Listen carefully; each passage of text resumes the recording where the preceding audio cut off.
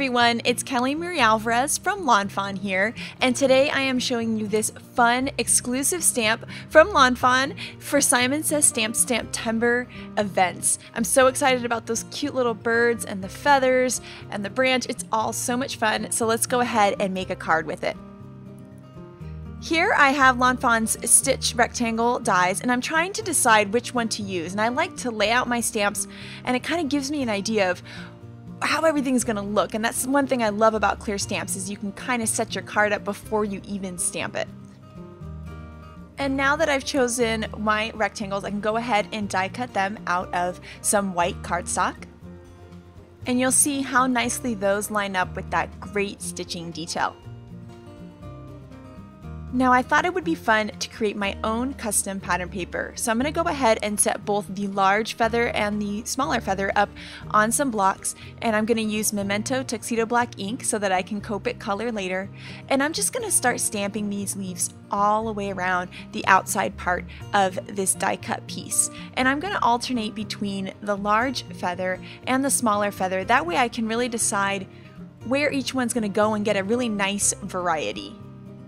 Now, as I stamp my last feather there, I'm going to go ahead and take the panel that's going to go in the center and see if there's any spots where I feel might be a little bit empty, and then I can go ahead and add that smaller feather in and just kind of fill in all of those spots.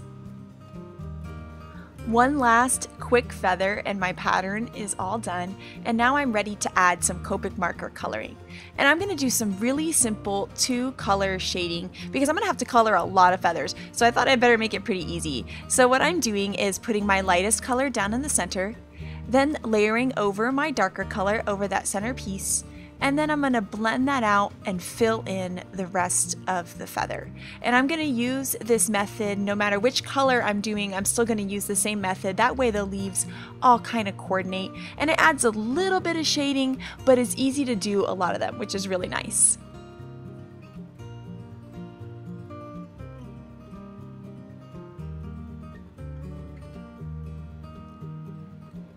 And you'll see I'm going to start off with my red, and then I'm going to start filling in the other colors because I'm not quite sure where I want the colors to end up. So I thought, okay, I'll mix all of these different colors together and then add more pink, and then add more yellow, and then add more turquoise. And that's a fun way to kind of build this pattern and really have fun with a lot of different colored markers.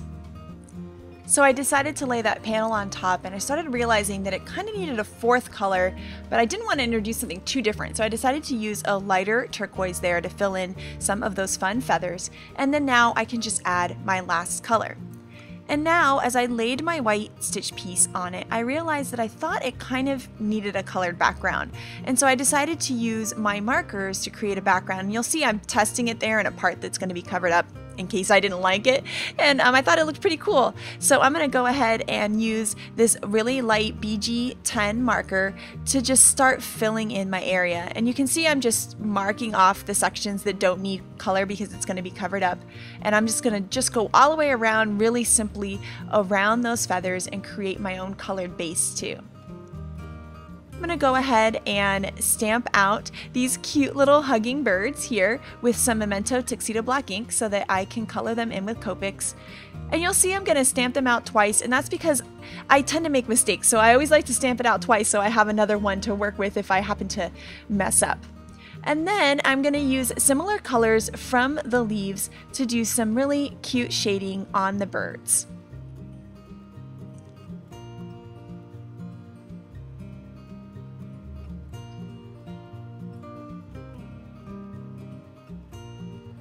And then just add some fun color to their beaks. And then I'll go ahead and fussy cut them out.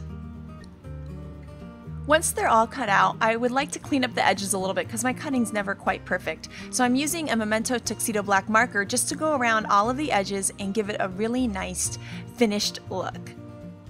And here you'll see, once again, I'm kind of planning out my little scene that I'm going to create using the clear stamps. I'm trying to decide which heart stamp to put above them. And I really like that solid heart, so I'm going to go ahead and start stamping. And I'm using the Simon Says Stamp Black ink, which I love because it's so crisp and bright. It's really perfect for sentiments. And so I'm going to go ahead and stamp Friends Forever.